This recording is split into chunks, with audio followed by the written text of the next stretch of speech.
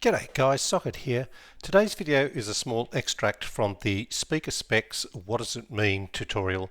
And this is just so you guys, if you're interested in QTS, you can find this topic without having to search all the way through the main tutorial.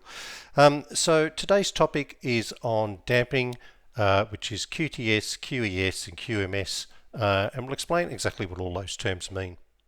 So damping is a force that resists the cone movement, right? So it works against the driver motor. And so there are two types of damping. There is electrical damping, which is made up of basically the back electromagnetic force, where the voice coil as a coil of wire is moving through a magnetic field, so it then acts like a mini generator and creating a voltage which is an opposing force to the driver motor. And then the second type of damping force is the mechanical damping. Now we talked about this earlier when we were talking about the suspension, and that is the mechanical or the energy losses due to friction and flexing of the cone and the spider and all of that, and air that's dragging around with it. And that's mechanical damping, right? So there's these two damping forces. Now in car audio, when we talk about damping in a speaker, we talk about the quality or the Q measure, right? And which is a bit strange, but why do we talk about quality when we talk about damping? And it's because it comes from the golden age of bell making, right? When back in the day, a good bell would ring for a long time. So, if you were a good bell maker, your bells would ring for ages, and, they would be said to have a high Q or high quality bells, right? They were not very well dampened, so, they'd ring for ages. But, if you were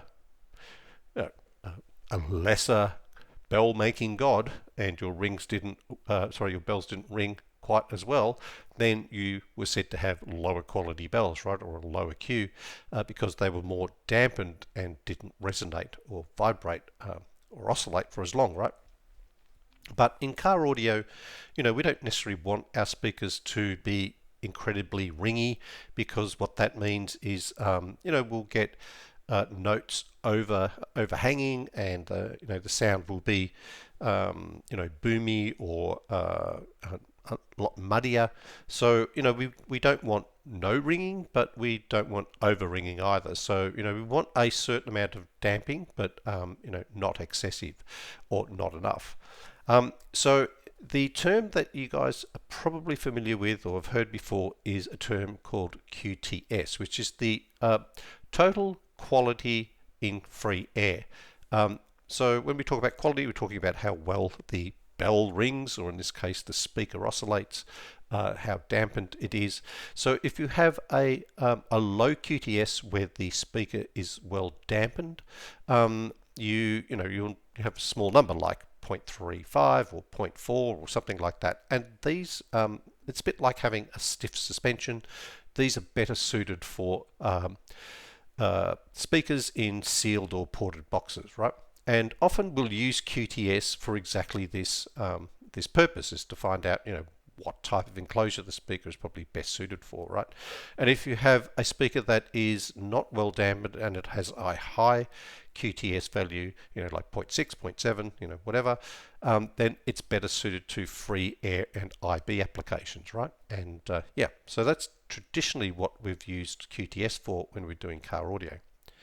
Now, QTS is actually made up of the two types of dampening forces: the the electrical dampening and the mechanical dampening, and we call that the electrical Q of a driver and the mechanical Q of a driver, and of course the S stands for free air.